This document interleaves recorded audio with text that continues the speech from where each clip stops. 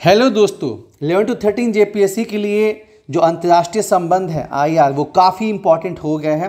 अभी इजराइल के स्ट्राइक ने जो ईरान पे हुआ है और ईरान ने जो काउंटर किया है उससे और ज़्यादा जो है आईआर इंपॉर्टेंट हो गया है। ऑपरेशन राइजिंग लायन क्या है, ऑपरेशन ट्रू प्रॉमिस क्या है, उसके बाद आप देख ही रहे हैं कि जो आयरन डोम जिस पे इजराइल प्राउड फील करता था, अभी ईरान ने उसको जो है कहीं ना कहीं फेलियर जो है बताया है। आयरन डोम क्या होता है, एयर डिफेंस सिस्टम है इजराइल का। फिर स्ट्रेट ऑफ हॉर्मुज जिसको ईरान जो है मतलब ब्लॉक कर रहा है वो काफ़ी न्यूज़ में है। जो फॉर्डो है जो ईरान का न्यूक्लियर साइट है, तेल अवीव हो गया इजराइल का सिटी, ये सब जो है काफ़ी चर्चा में है। ये आपको जानना समझना है क्यों इजराइल ने जो है ईरान पे अटैक किया है। और फिर जो है आपका मोदी जी जो अपने ट्रिप पे हैं साइप्रस के, कनाडा में G7 समिट हो रहा है, क्रोएशिया, ये जानना समझना ज़रूरी है। आपको पता ही है कि ऑपरेशन सिंदूर के टाइम पे जो तुर्की है जिसको हम लोग पास्ट में सपोर्ट किए थे वो गद्दार निकला। उसने पाकिस्तान को ड्रोन्स और काफ़ी जो है हेल्प प्रोवाइड किया था, एंटी इंडिया स्टैंड लिया था। इसलिए भारत भी जो है जो उसका राइवल है साइप्रस उसको सपोर्ट कर रहा है। कनाडा में G7 समिट चल रहा है, फिर क्रोएशिया जाने वाले हैं मोदी जी। साथ ही साथ जो डीजीपी अपॉइंटमेंट का जो मुद्दा है वो फिर से न्यूज़ में आ गया है, क्योंकि झारखंड सरकार ने क्या किया है कि जो अपॉइंटमेंट प्रोसेस को चेंज किया है ये कैबिनेट से अप्रूवल कर दिया, ये विधानसभा से नहीं हुआ है, जो कि जो नॉर्म्स एंड गाइडेंस है उसके अगेंस्ट में है। उसके अलावा जो ये दुर्घटना हुई है AI-171 की ड्रीम एयरलाइनर बोइंग 787, ये चर्चा में है। ब्लैक बॉक्स क्या होता है, ठीक है, बोइंग कहाँ की कंपनी है, ये सब चीज़ें। फिर यूक्रेन रशिया भी जो है रीसर्जेंट हो गया वॉर।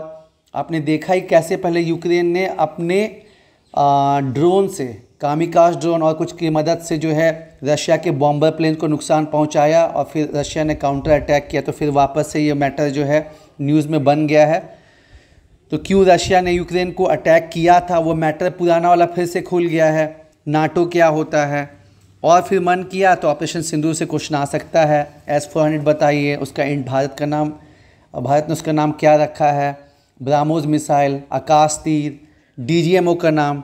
तो ये सब चीज़ दोस्तों आपको ध्यान में रखना है और न्यूज़पेपर जो है फॉलो करना है। जाति जनगणना के लिए अभी फिर से न्यूज़ में मतलब ये आया, उसको देखना है और जो मैटर चल रहा है आपको उसको फॉलो करना है।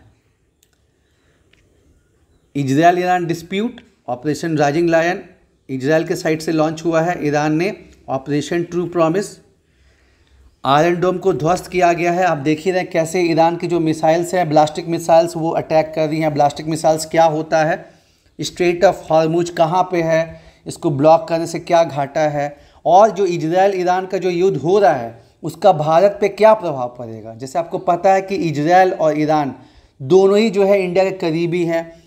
एनर्जी सिक्योरिटी में इजराइल काफ़ी मतलब ईरान काफ़ी मदद करता है और बाकी टेक्नोलॉजी में इजराइल काफ़ी मदद करता है। तो इसका क्या इम्पैक्ट हो सकता है, तो इंडिया का जो स्टैंड रहता है वो डीहाइफिनेशन का,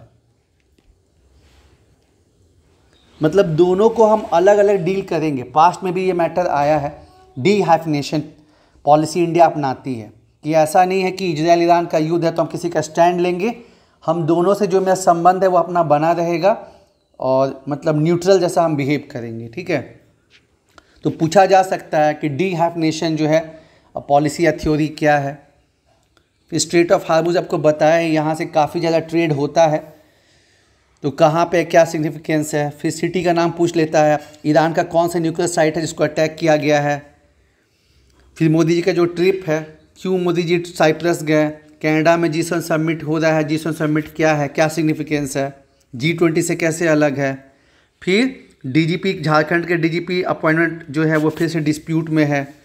यूक्रेन रशिया, ऑपरेशन सिंदूर, कार सेंसेक्स, बोइंग जो है दुर्घटना हुआ वो, ये सब चीज़ आपको दोस्तों देखना है और न्यूज़पेपर ध्यान में रखना ही रखना है।